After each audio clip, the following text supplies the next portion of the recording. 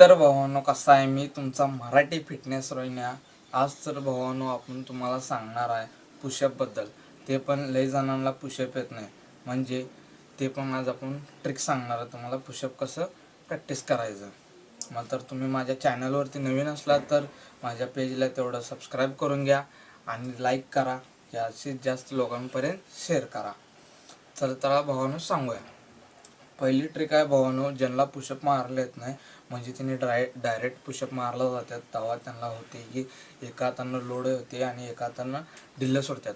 म्हणजे त्यांचं कसं प्रॉब्लेम होते माहिती आहे काय भावांनो, एका हातानं जोर लावतात आणि एका हातानं कमी ताकद लावतात, म्हणून त्यामुळं आपलं पुशअप नीट होत नाही. मग त्यांच्यासाठी आज आपण सांगणार आहे ट्रिक. ते पण कसं, चला सांगूया. ते आहे गुडघ्यावरती बसायचं आहे भावांनो, म्हणजे आडवं गुडघ्यावरती होऊन असं आपलं पाठ पूर्ण असं हातानं हे करायचं आहे. त्यामुळे तुमचं दररोज तुम्ही 15 दिवस जरी केला ना, तुमचं पुशअप प्रॅक्टिस होऊन जाईल. आणि जर तुम्ही पुशअप असं दररोज डेली प्रॅक्टिस केला, म्हणजे 15 दिवस जरी केला ना, मग तुमचं डायरेक्ट एक दिवशी मारला प्रयत्न करा, मग तुम्ही डायरेक्ट मारला ना, दोन्ही हातानं निवांत लोड घेऊ शकताय आणि तुम्ही डायरेक्ट पुशअप मारू शकता. मग तसंच हळूहळू तुम्ही 10, 20, 30, 40 असं दररोज तुम्ही वाढवत जरी गेलं ना, मग एकदा डायरेक्ट 40 मारला बघा, नाहीतर 30 मारला बघा. तुम्हाला जिथपर्यंत होते तिथपर्यंत बघा. जर तसं नाही झालं तर तुम्ही 10 करा, 5 करा, म्हणजे वाढवत राहा दररोज. मग तुम्हाला ती ट्रिक होईल. ते पण जर तुम्हाला गुडघ्यावरती बसून पुशअप नाही जमलं, मग त्यांच्यासाठी अजून एक ट्रिक.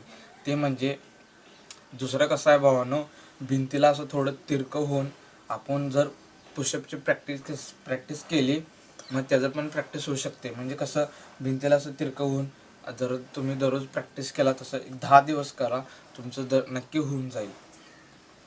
आणि तसंच तुम्हाला जर ते पण जमलं तर तुम्ही नक्की करू शकताय. कारण का, म्हणजे ही 2च ट्रिक आहेत अशी की पुशअप शिकणाऱ्याला शिकवू शकते. का, म्हणजे ज्यांना पुशअप येत नाही, म्हणजे ही 2च ट्रिक आहेत अशी पुशअप शिकायला. आणि ज्यांना पुशअप येत नाही त्यांनी लवकरात लवकर भावांनो पुशअपची ट्राय करा. का, म्हणजे पुशअप जेवढं शिकाल तेवढं तुमचं बॅक पण तयार होऊ शकते आणि तुमची हाताची पण ताकद मजबूत सगळं तयार होऊ शकते.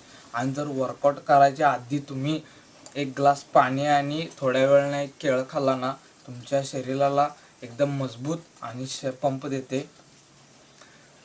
तर भावांनो, आता व्हिडिओ आवडला असेल तर आपल्या पेजला तेवढं सबस्क्राईब करून घ्या, लाईक करा आणि जास्तीत जास्त लोकांपर्यंत शेअर करा.